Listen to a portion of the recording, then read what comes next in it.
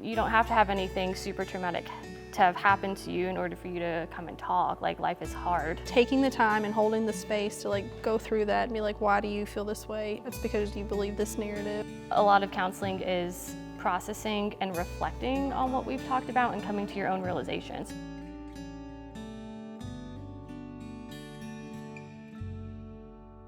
Hi, and welcome back to Bourbon with the Bluegrass Babes. We are here today with Savannah, and she is with Balance You Counseling. Savannah, how about you tell us a little bit about what you do and how you got there? Hi, yeah, thanks for having me. So Balance You Counseling is my own private mental health practice. I see a little bit of everybody. I see adults specifically. I don't work with children. I've worked with a few teenagers before, the ones who are like open and like willing to talk to me. But typically I stick with the adults. I target specifically the young adult population. So the majority of my population are college students, specifically University of Kentucky college students. I work with a lot of young women in college. However, I see people in their 20s, 30s, people who are like just getting started in their careers, going through life transitions. And then I see some older adults as well, ones who are married, who have kids, just a little bit of everything. So it ranges, the topics that I work with. So Oh, I'm sure. Yeah, I was gonna say, I'm sure there's like tons. a little bit of everything with the college student or like the younger adult population. It can be light topics. So, relationships, roommate drama, friend drama, things of that nature, school stress, worried about their grades or classes. And then, it also gets a little bit deeper than that. So I see a lot of anxiety, a lot of high functioning anxiety, especially with college students, depression, trauma, sexual assault, seeing a lot of sexual assault, especially on the college campus, grief, and again, just overall life transitions. Yeah. Getting used to college or family stuff, self-esteem, boundaries, people who have trouble saying no.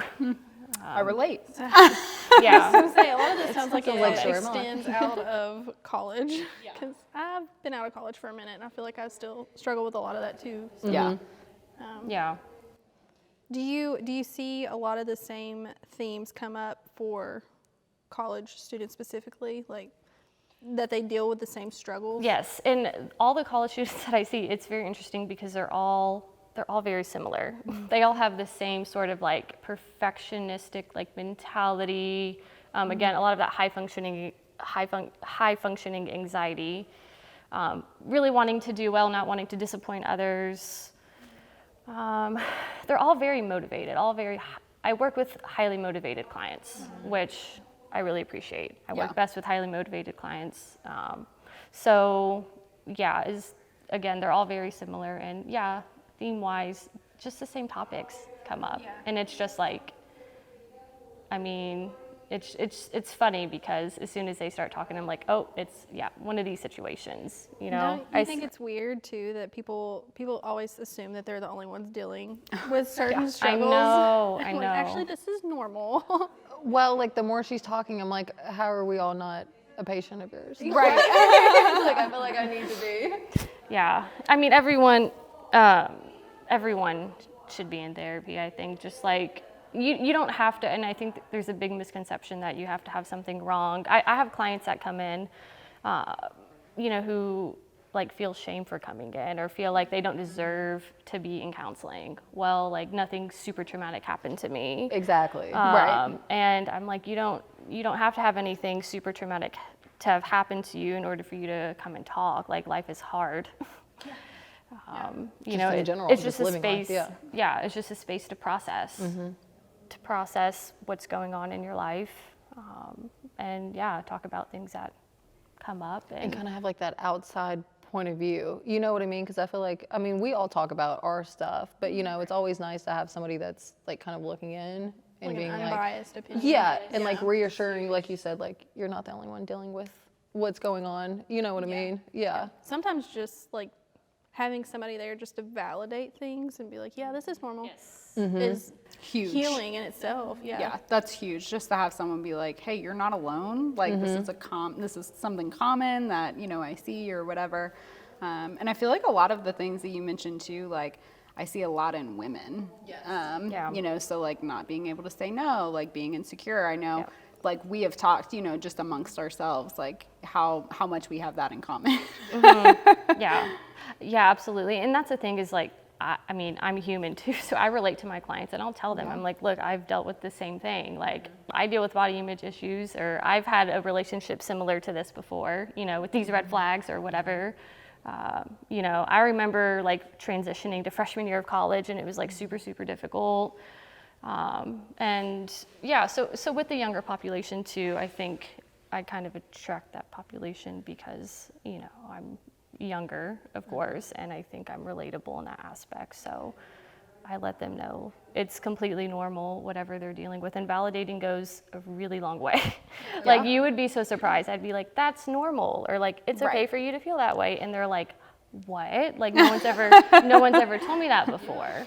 So. And it goes back to, like you said, kind of that, I can't even remember the word that you used, but like not the high strung, but that determination, that motivation, that super perfectionist type mentality. Like you don't want to feel like you got something going on wrong. But I feel like if you don't, that's when the issues start coming up more and more. If you don't talk about it or don't, take the step to try to make yourself, What do they say? realize. Like demons thrive in the shadows. So it's like just shedding some light on it and like being honest and vulnerable.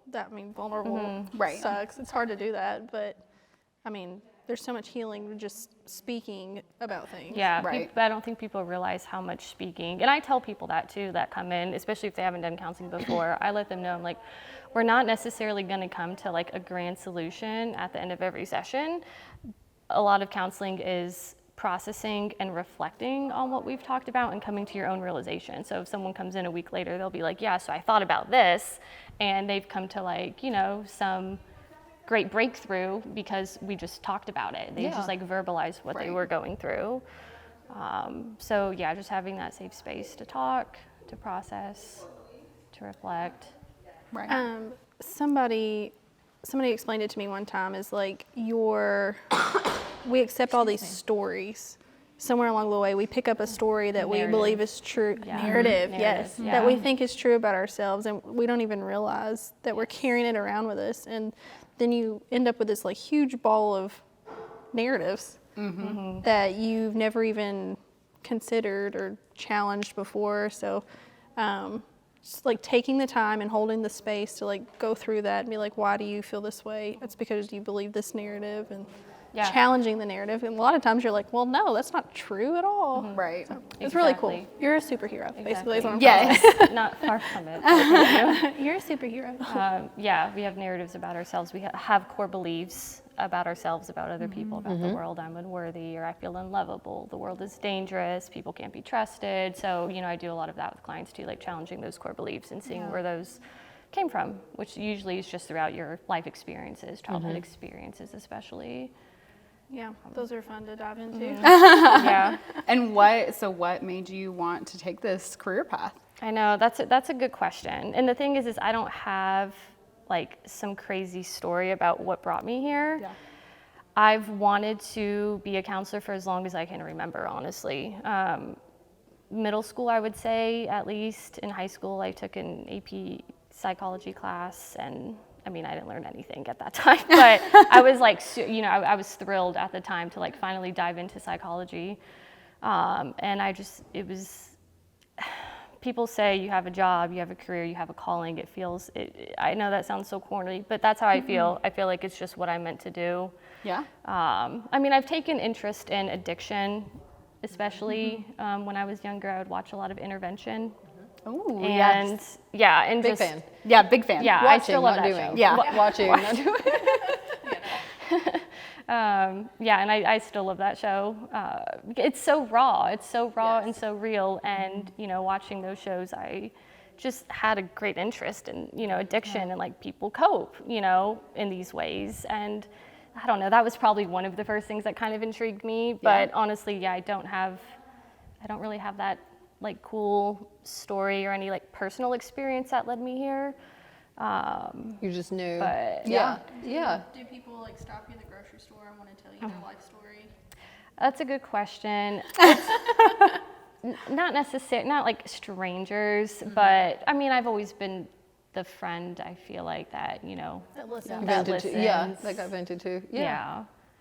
A friend or family That's a member, gift. maybe. It is. That is a yeah. gift. That That is is a gift. comfortable speaking with you. Right. Well, the strangers in the grocery store, maybe not so much. Yeah. Yeah, just listening skills aren't possessed by everybody. Not No. everybody Yeah. can do that. Very much I've so. always been more of a listener than a talker. Like, I've always been quiet. Everyone knows that about me. Like, especially when I was younger, you know, nobody ever hears me talk. So I'm just more of like an observer, listener. Sit back. Yeah. Yeah. Now I have to ask, so Yeah. something that is unique is that you own your own business. So what Yes. made you want to do that rather than be at a bigger, I don't think firm is the right word, but a bigger Yeah, company? practice. Yeah, Bigger yes, practice. practice. Yeah. That's what I was looking for. Thank you. A bigger practice. Good question. Having my own private practice has always been a dream of mine. It's always been my end goal, not my 2.5 years into counseling goal. So that happened way sooner than I planned. Wow. Yeah. Nice. Yeah. I always just thought it would be cool when I was younger to have my own little office, to have my own little couch, you know, to have my own clients. And so I always just envisioned it when I was younger. I mean, I would like see, you know, property around town. I'd be like, oh, this would be a cute little office, like I could rent someday. So I did work at a substance use clinic. So I did get some of that addiction experience that I was super interested in. I interned there for a year while I was in school, then worked there for 6 months. And it was a really wonderful and necessary experience. I learned so much, and that place and those clients hold a really special place in my heart. But honestly, just the 9 to 5, I was just like kind of over it, you know, like only having so many days to take off in a year, you know, with vacation and things like that was stressing me out, and I just didn't like feeling, you know, I had to be constrained. Yeah. I just felt constrained. And so then I went into independent contract work, which was a little bit more flexible. So making my own schedule, working on an independent contract basis rather than being an employee. And so that flexibility was really nice to have. However, after some time, I learned like I could be making even more money. You know, I can, you know, do private pay or bill insurance myself or whatever, and I can be getting, you know, the majority of, because I'm doing the work, of course. Right. So, and my partner, he is a business owner himself, and, you know, I was always kind of jealous of him. He'd be like in and out throughout the day, like going to the gym in the middle of the day, you know, just so much flexibility and freedom. So thanks to him, he did kind of encourage me to like take that, you know, leap and to just go for it. So that's what I did. I opened it on the side while I was still working, of course, just in case, you know, to like supplement. And so I just do private pay. I'm not paneled with any insurance companies. That's been like a debate, and I know a lot of people think I should do that. However, I haven't needed to do that, and I'd really rather not deal with insurance. I was about to say, if you've ever I've dealt heard with it's terrible. insurance, Yeah, I've heard it's terrible, especially in like Yes. your scenario. Like, I've heard it's not. So I also worked at a substance abuse clinic. I'm a did? former social worker, so I was a case Okay. manager. Oh. And insurance was the worst Yeah. ever. Having to explain to someone like, hey, I'm seeing this person, they're standing literally right in front of me. They're telling me literally what they need, and then having to justify it to someone else just for them to turn around and Yes, be and you like, have to use like I don't special know. codes to get it cleared by Yeah. the insurance. Yeah, it's whirlwind. Yeah. Not worth it. So, Yeah.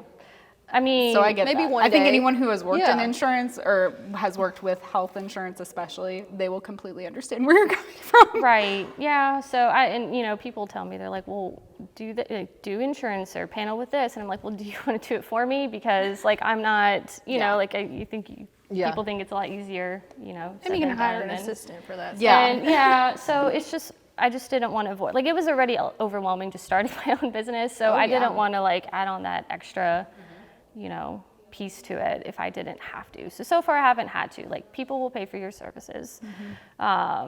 And yeah, and I mean, if someone calls and they have insurance, I refer them to other counselors that I trust, friends of or colleagues of mine that accept their insurance. So I want people to get mental health counseling make it services accessible. either way. Yeah. What do you think causes the stigma around mental health and like seeking help and doing that? What do you think causes that? I think just history.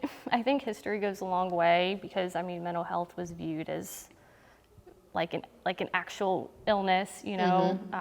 There's a stigma of, you know, being hospitalized and all of those sorts of things. The stigma is obviously definitely decreasing now, especially with social media and everything. People are like huge mental health advocates. That's a good question. I think just like the history of it, from what I've learned about the history of mental health and how it was viewed back then, I think it's just kind of carried over. And I don't know, I mean, we are a society that, you know, we like to suck things up and like move on. Well, that's what I was going to say. The opposite of that is, I feel like not that it is, big disclaimer, this isn't true, but like a lot of people almost say that like some mental issues are like fake.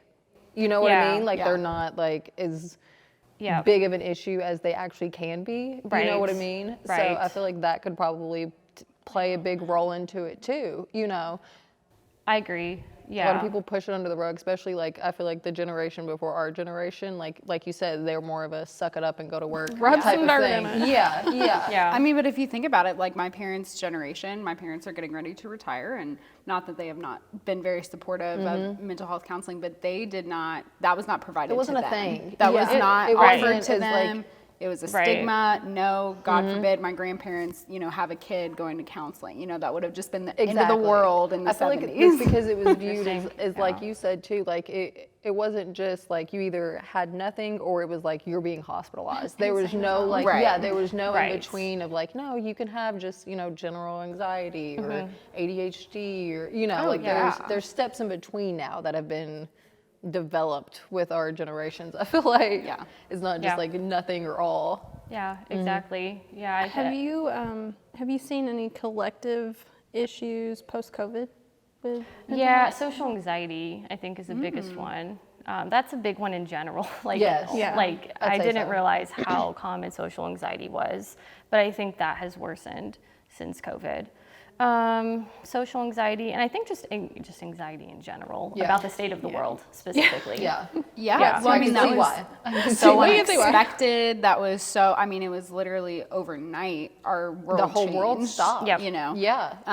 So, I mean, I get that. I mean, I had somebody tell me the other day, I was talking about traveling, and this older gentleman that I was talking to, he was like, well, like you know, you got to worry these days about going out of the country. Like, what if you can't get back in, you know? And so like,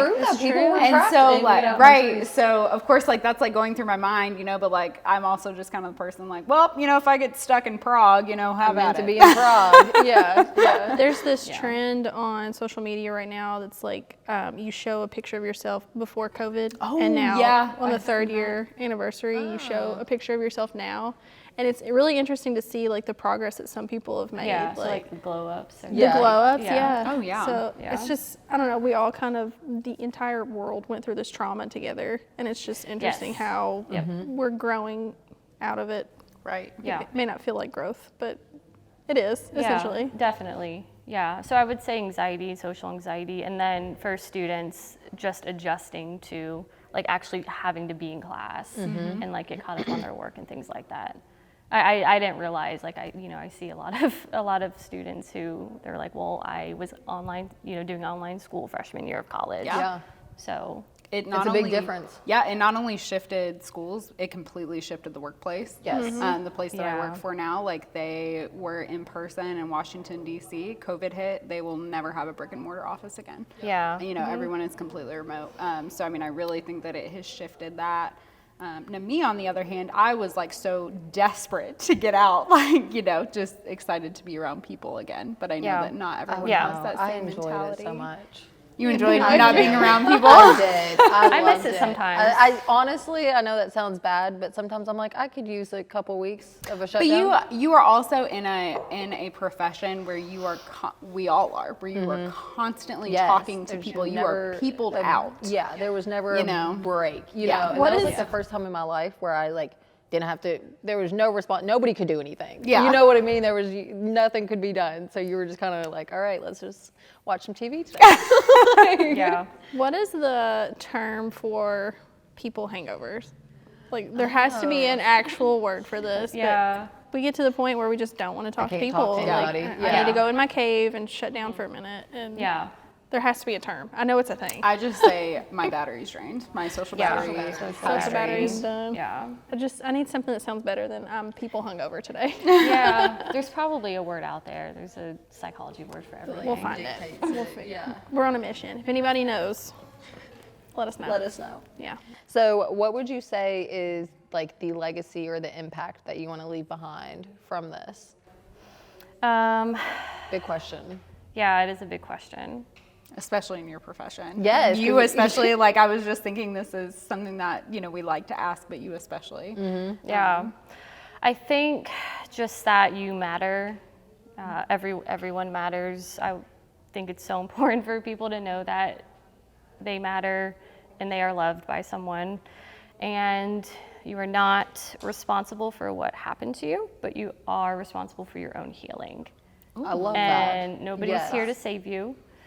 And the only person who can heal and grow and do the work is yourself. And that requires a lot of vulnerability, of course. That was deep. Vulnerability stinks, but it's The only way out is through. I heard that quote I love somewhere. that. The only way out is through. And that's so true. I tell clients that all the time. Like, you have to feel, you have to let it pass, you have to grieve, you have to be angry, you have to be hurt in order to move forward. So those events don't have as much control over you anymore, and you have more control over them. Can I have like an off-topic question? Who would you say is more? It's harder for them to be vulnerable. Would you say male or females? Males. Ooh. Yeah. I would think so. Definitely men. I don't know if you're asking specifically within like my clientele, but regardless, men. yeah, I can see. Harder could for them to like definitely see open that. up. Would you say it's harder for them to open up, or for them to like take your advice and like go with it? You know what I mean? Like, is it harder for them to like make progress because it's harder for them to be vulnerable with you? Yeah, what I I think mean? just to fully, Yeah. just to fully open up, because I can tell, like I'm at the point where I can tell when someone is holding back. Yeah. It's like, it's obvious, Yeah. you know, and I'm like, all right, Yeah. like, you know, so You can feel their shields up. I can totally feel it. So I just bought the book Atlas of the Heart by Brene Brown. Okay. And I love it's Brene Brown. oh my goodness, she's so cool. But it identifies all of the different emotions that we can feel and like why we feel them and whatnot.